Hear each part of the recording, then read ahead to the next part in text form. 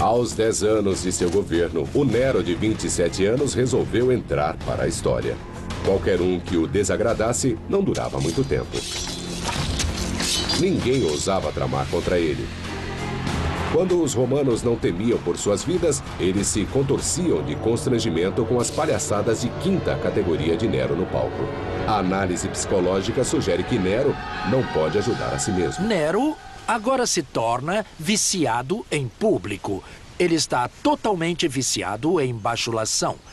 Toda aquela adulação não bastava. Isso é parte da patologia de sua personalidade. Mostra que, no fundo, ele precisa daquele amor contínuo da multidão. Ele se tornou uma estrela de rock, de plantão 24 horas por dia. O cenário está agora pronto para o papel de Nero em um evento terrível. O grande incêndio de Roma.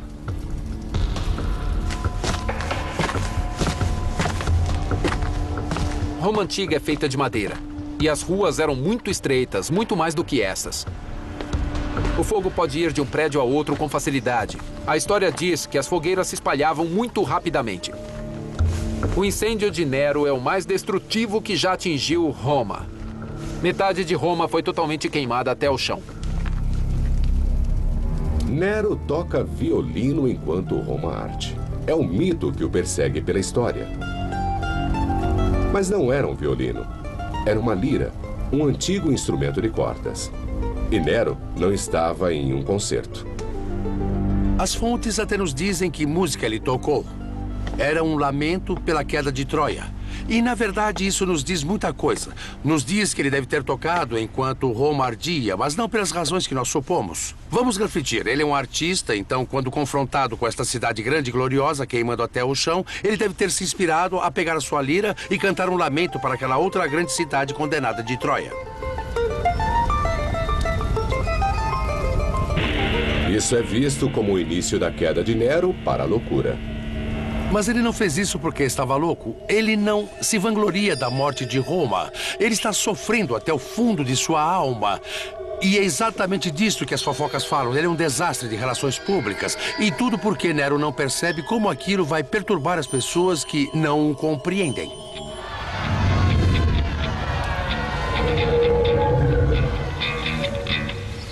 Uma possibilidade é pensar em Nero como um psicótico a essa altura, mas as evidências não dão apoio a isso. No máximo, ele aceitou essa realidade como seu momento de brilhar. O mundo está em chamas ao seu redor, mas ele continua a atuar.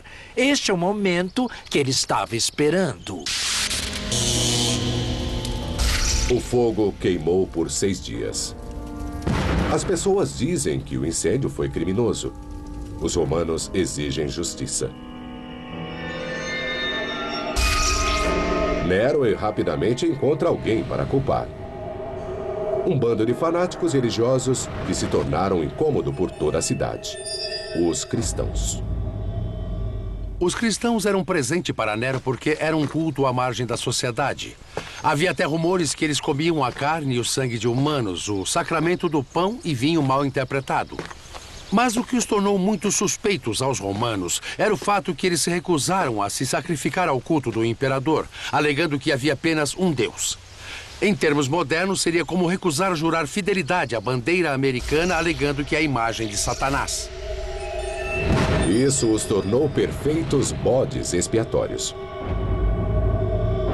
Havia até mesmo panfletos cristãos circulando na época dizendo que Roma ia queimar no fogo do inferno por adorar falsos deuses. Claro que para os romanos isso era uma incitação a incêndio criminoso. Nero ordenou que os cristãos fossem presos e submetidos a uma forma de punição selvagem.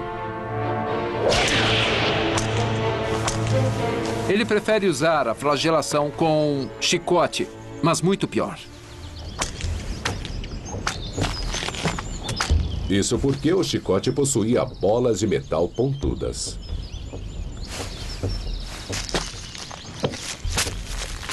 Nós vamos usar este pedaço de carne de porco para simular o que aconteceria. Lembre-se que a pele do porco é muito mais grossa e resistente do que a pele humana é.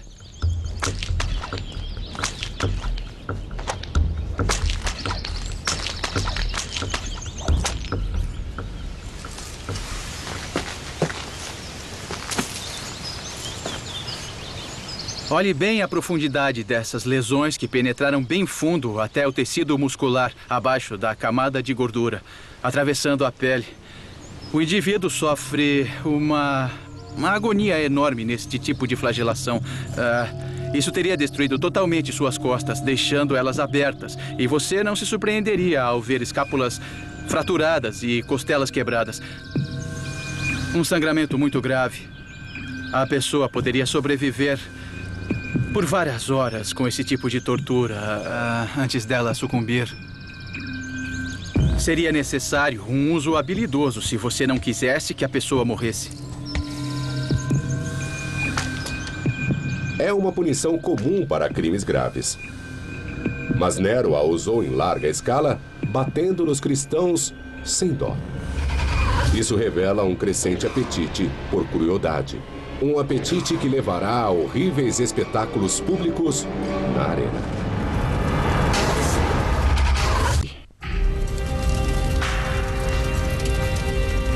Um incêndio destrói quase toda Roma. Nero acredita que é intencional e culpa os cristãos emergentes. As represálias são selvagens. Os romanos estão acostumados a derramamento de sangue na arena. Mas o que faz Nero aos cristãos é excessivo. Ele os veste com peles de animais e faz cães selvagens dilacerarem membro a membro cada um deles. Isso é demais para os romanos. A carnificina desses cristãos culpados pelo incêndio de Roma é tão horrível, tão repugnante, que leva o público a ter compaixão dessa gente, e que é exatamente o que Nero não queria. Mas Nero não se importa mais com a opinião pública e as atrocidades pioram. À noite, ele põe os cristãos amarrados a estacas revestidas com breu, coloca fogo e os transformam em tochas humanas.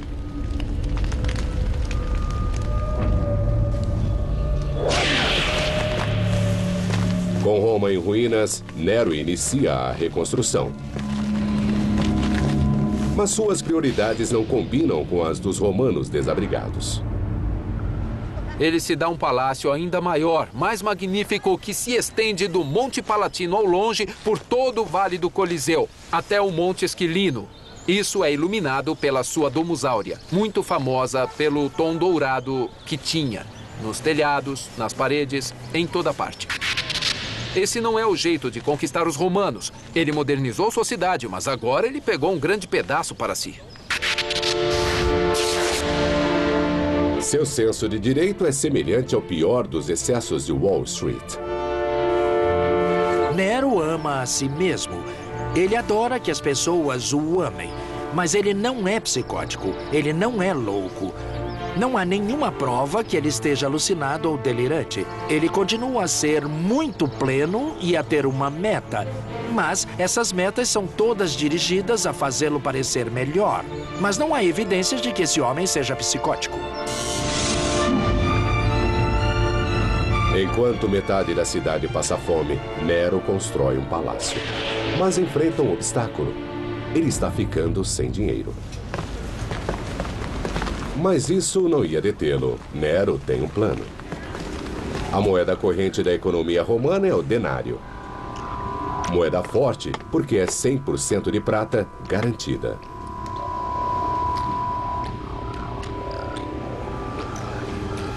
Na antiguidade, era muito importante para a pessoa comum, o homem de rua, ter fé no conteúdo de prata da moeda com a qual foi pago.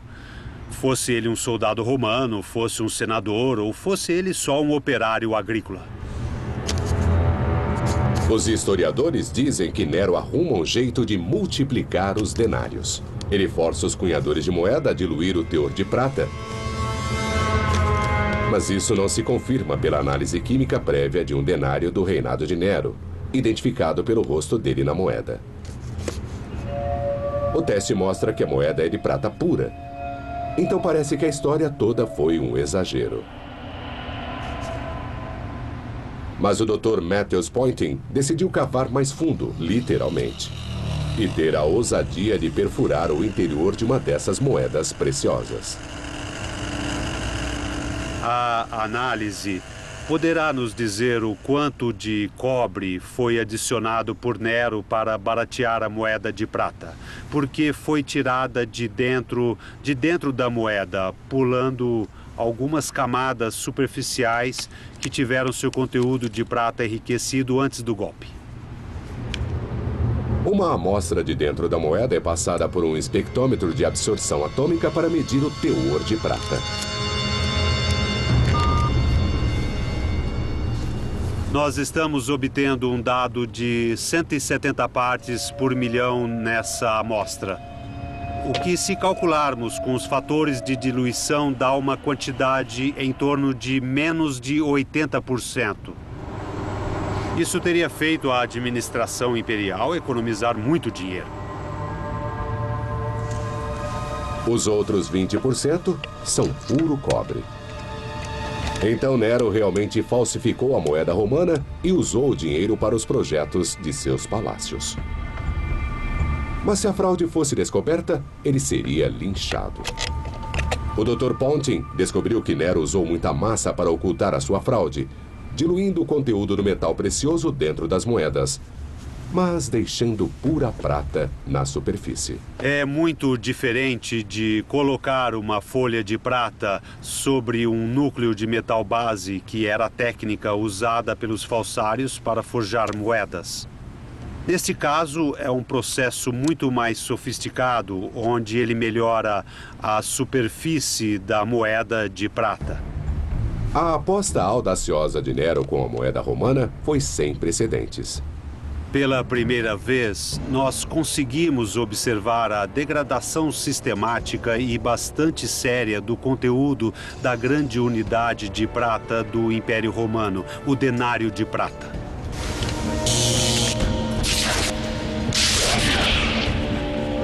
Nero agora está completamente fora de controle. Um grupo de senadores se reúne para tramar uma tentativa de assassinato. Esta é a Cúria. Este é o ponto de encontro dos senadores. E eles têm uma conspiração. Eles estão discutindo a remoção do imperador. Eles querem o fim dele, querem matá-lo. Mas Nero está a fim de lutar. Nero está pronto para contra-atacar. Foi preparado por sua mãe para se defender. E faz isso de forma tão brutal, tão rápida, que ele sai vitorioso. Eles enfrentam a ira de Nero.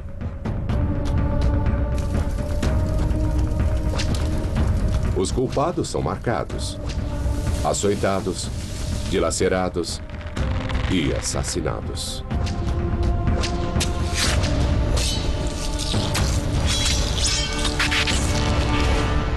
Ninguém está a salvo perto de Nero, nem mesmo sua nova esposa. Estamos numa parte do Palácio de Nero no Monte Palatino. Uma noite, Nero chega em casa e tem uma briga com sua esposa. Popéia está grávida de seu segundo filho e se queixa amargamente que Nero está passando muito tempo nos jogos. Muitas corridas. E num ataque de raiva, Nero reage.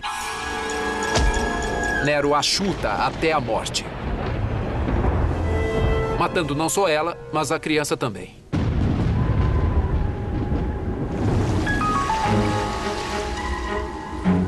Nero desiste de qualquer pretensão de liderar o império e vai para a Grécia explorar seu lado criativo.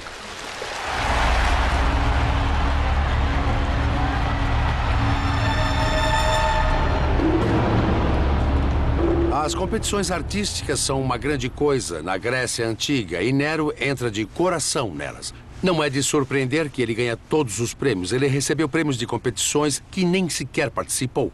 E Suetônio diz que ele ganhou 1.808 prêmios. Seriam 5 prêmios por dia durante um ano inteiro. Parece meio inacreditável para mim. Nero retorna para um acerto de contas cruel. A rebelião está no ar. O Senado romano passa uma resolução declarando que ele é um inimigo do Estado. Sua sorte finalmente acaba.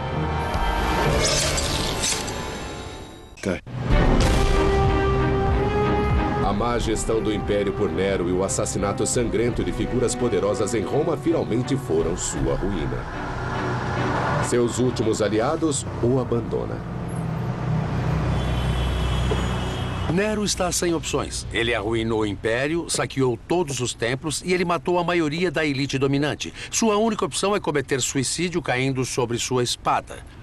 Suas últimas palavras foram, em teoria, "Oh, que artista morre em mim." Muito apropriado. Na realidade, ele era tão artista que não pôde nem mesmo fazer isso direito, precisando de alguém para ajudá-lo a se matar.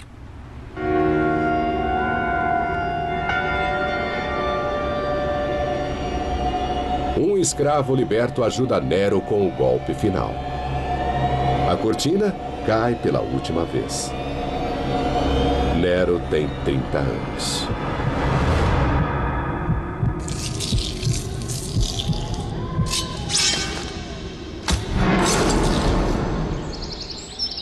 Com a notícia da morte de Nero, há um alívio do público. Mas muito rapidamente, aquela alegria, aquela celebração se torna raiva. Os romanos não o querem apenas morto. Eles querem tudo o que sobrou dele arrasado.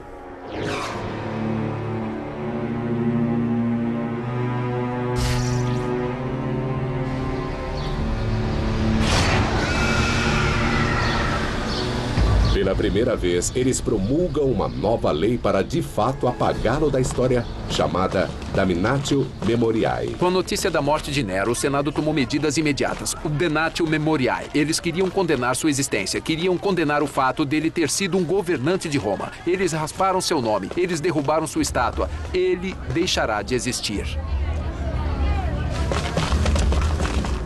Mas quando governantes posteriores quiseram fazer seus antecessores parecerem ruins, eles usaram Nero de exemplo por causa de seus crimes terríveis. Então, escritores como Suetônio contaram de um jeito que ele nunca fosse esquecido.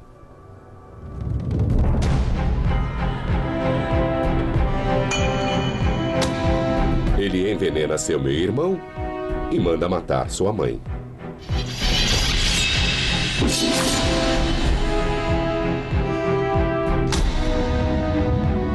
Ele corta a cabeça de uma esposa e chuta a outra até a morte, com ela grávida. Ele utiliza o chicote nos cristãos e os transforma em tochas humanas. Ele mata senadores e rouba dos romanos, falsificando seu dinheiro. Em que lugar na escala dos tiranos essas ações de um ícone do mau comportamento colocam Nero? Assassino psicopata. Ele não tortura e mata pela emoção daquilo como seu tio Calígula. Ele tinha objetivos. Ele mata para obter ganhos pessoais ou políticos como Júlio César. Calígula.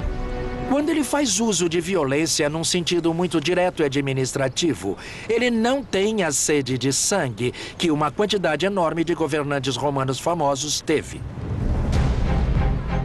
Mas chutar sua esposa grávida até ela morrer numa raiva incontrolável o move pela escala para o psicótico. E a sua necessidade de ser o centro das atenções. O grande traço de personalidade de Nero é, com certeza, esse histrionismo, ao ponto de ter um transtorno de personalidade histriônica. A teatralidade e a superficialidade, essa necessidade, esse desejo de atenção é o que vai realmente dirigir a sua personalidade. Nessa escala, Nero vai muito bem. Transtorno de personalidade histriônica. Então, quem tem um perfil de personalidade similar na história? Quando comparo Nero a uma figura histórica moderna ou mais recente, eu estaria procurando alguém que, como Nero, precisava do palco. Ele precisava das multidões e da adulação. Ele precisava que ele fosse o centro das atenções. Ao mesmo tempo, estaria olhando para alguém cruel e imoral. Olhemos para ninguém mais que um governante recente da Itália, Benito Mussolini. Mussolini foi um ditador com um grande ego, um traço de crueldade e um talento para o drama.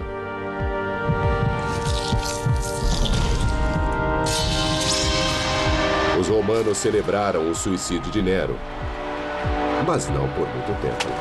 Logo se espalharam rumores de que Nero ainda estava vivo, que ele foi visto cantando e tocando. Ainda hoje, essa é uma ilusão familiar.